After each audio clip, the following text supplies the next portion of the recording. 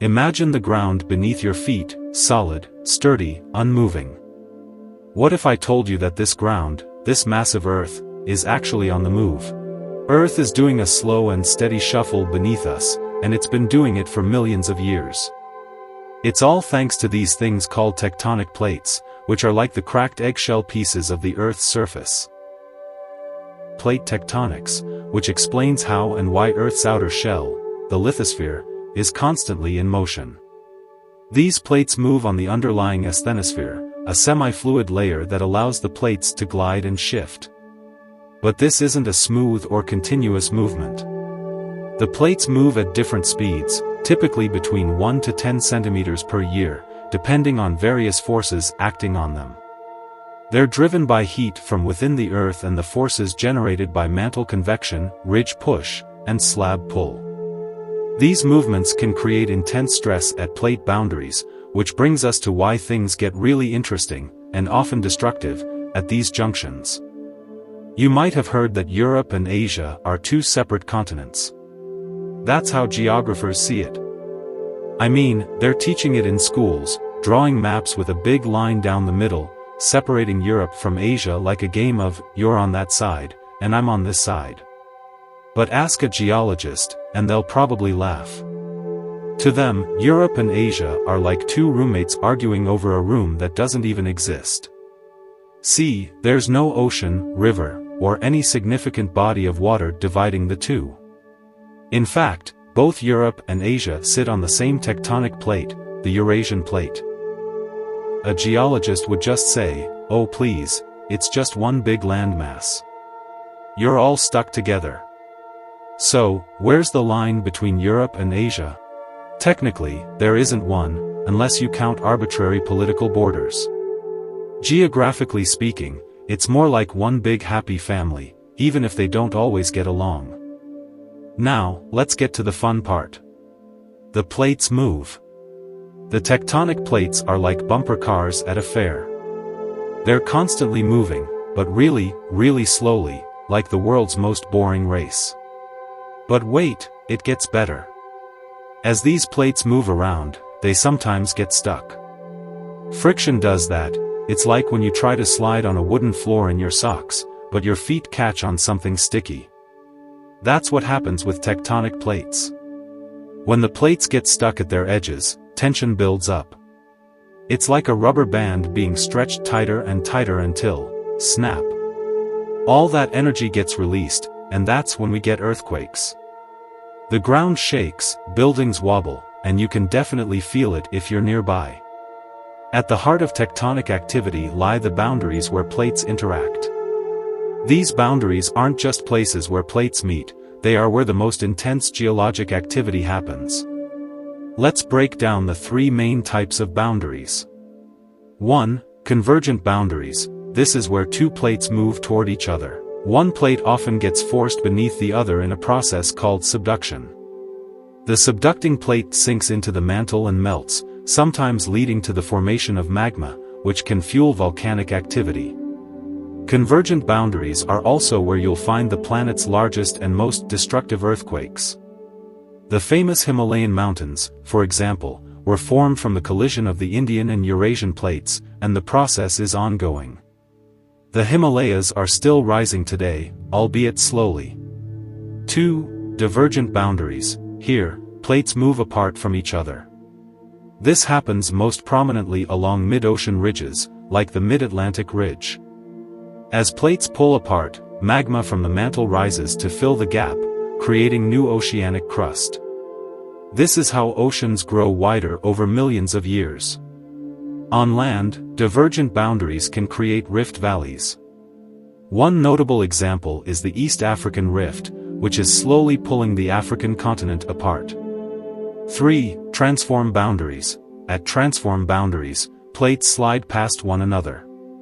This kind of boundary doesn't typically produce volcanic activity, but it can generate intense earthquakes. The San Andreas Fault in California is one of the best-known examples of a transform boundary. As the Pacific Plate grinds past the North American Plate, it builds up stress that occasionally gets released in the form of powerful earthquakes. And here's something wild. one of the most tectonically active regions on Earth is the Ring of Fire, which encircles the Pacific Ocean. It's home to around 75% of the world's active volcanoes and 90% of its earthquakes. The Ring of Fire is a result of several major tectonic plates interacting. The Pacific Plate is being subducted under surrounding plates like the North American, Eurasian, Philippine Sea, and Indo-Australian plates. This subduction leads to frequent volcanic eruptions and earthquakes, making the Ring of Fire one of the most hazardous areas in terms of natural disasters. The area's seismicity is a direct consequence of the intense interactions happening along its boundaries, especially subduction zones.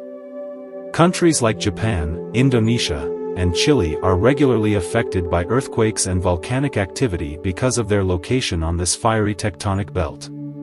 Of course, not every tectonic interaction is hidden beneath oceans or deep within mountain ranges. Let's take a detour to Iceland. Iceland is like that kid in the schoolyard who always has something wild going on. It's the only inhabited place on Earth where you can literally see tectonic plates and an ocean ridge above ground. Iceland is a unique geological hotspot because it sits on the mid-Atlantic ridge, the divergent boundary between the North American and Eurasian plates. But here's the kicker, the ridge isn't just underwater. It rises above sea level, making Iceland one of the few places on Earth where you can physically observe tectonic plates pulling apart.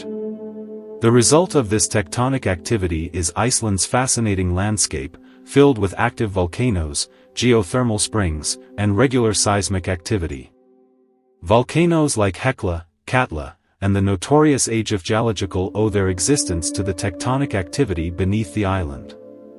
It's a rare opportunity to witness tectonic processes firsthand, on land. The question of whether tectonic plates can break often comes up in discussions about Earth's geodynamics. Tectonic plates are incredibly thick, ranging from 5 to 100 kilometers, and rigid, but they can and do crack. This usually occurs along faults, where the stress within the plate becomes too great for it to bear, and the rock fractures. However, instead of imagining plates shattering like glass, it's more accurate to think of them slowly cracking or deforming under immense pressure. Over time, these cracks can grow, and sometimes, entire plates can split apart. The East African Rift Valley is an example of this process in action, where the African plate is slowly tearing itself into two separate plates, the Nubian and Somali plates. If we zoom out over geological time, we see that plates can even fragment or reassemble into new configurations, as evidenced by the ancient supercontinent Pangaea, which broke apart roughly 200 million years ago to form the continents we recognize today. Now the question is, do we live on tectonic plates? Absolutely. Every single one of us lives on a tectonic plate. Whether you're in the middle of a continent or on a tiny island in the ocean, you're standing on one of Earth's moving plates. Most people live on the large continental plates, like the North American, Eurasian, African, and South American plates. But some people live on smaller plates too. For example, people living in the Pacific Northwest of the United States and Canada are on the edge of the small Juan de Fuca plate. Although we don't feel it in our everyday lives, these plates are always moving, shifting, and reshaping the planet. Over millions of years, entire continents move. The Atlantic Ocean, for example, has been widening by about 2.5 centimeters a year since the time of the dinosaurs. That might seem slow, but over millions of years, those centimeters add up. Now, you're probably wondering, okay, all this is cool, but what about us? How do tectonic plates affect humans? Well, for one thing, they help shape our world. The mountains you see? Thank the plates. The valleys, the coastlines, even the islands, all products of tectonic plates on the move. The plates are like nature's artists, slowly carving out the world as we know it. But it's not all scenic views and majestic mountains. Tectonic plates can be, well, a little rough around the edges. If you live near the boundaries of two plates, you might experience the ground shaking from time to time. Earthquakes, like the ones along the Pacific coast in places like California, Washington, and Japan, are direct results of tectonic plate activity. Not just earthquakes either. Volcanoes too. Especially around the Ring of Fire. These plates give us some pretty spectacular shows, but sometimes, they can be dangerous. Take Mount St. Helens, for example. Its explosive eruption in 1980 was due to tectonic forces. But hey, that's the cost of living on an ever-moving planet. You may want to know, can plates be both oceanic and continental? Okay, let's get a little technical for a moment. A lot of people think that tectonic plates are either oceanic or continental. But what if I told you that they can be both? That's right. Some plates are part ocean, part land. Take the Pacific Plate, for instance. It's almost entirely oceanic, but it has a tiny piece of continental crust at its edges near New Zealand. Or take the South American Plate, for instance. It has a large portion of continental crust, the South American continent itself, but also a section of oceanic crust extending into the Atlantic Ocean. The difference between oceanic and continental crusts is important in tectonic activity. Oceanic crust is denser and thinner, around 5 to 10 kilometers thick, while continental crust is thicker and less dense, about 30 to 50 kilometers thick. When these two types of crust meet, oceanic crust typically gets subducted because it's denser, sliding beneath the lighter continental crust. Speaking of plates, let's give a little shout out to the underdog of tectonic plates, the Juan de Fuca plate. It's the smallest of the bunch, just about 250,000 square kilometers, which is still bigger than a lot of countries, but hey, in tectonic terms, it's tiny. It's hanging out under the Pacific Ocean, west of Washington State and British Columbia. Now, don't let its size fool you. This little plate is responsible for quite a few earthquakes along the west coast of North America.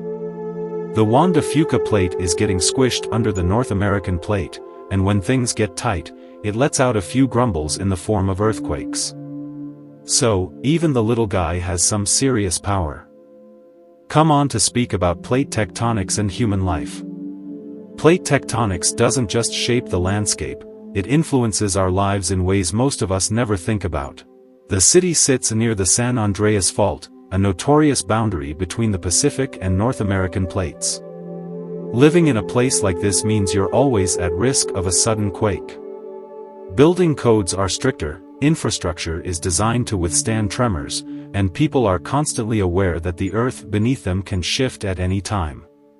Earthquakes, tsunamis, and volcanic eruptions, these are all products of plate movements, often with catastrophic effects on human populations. But it's not all doom and gloom.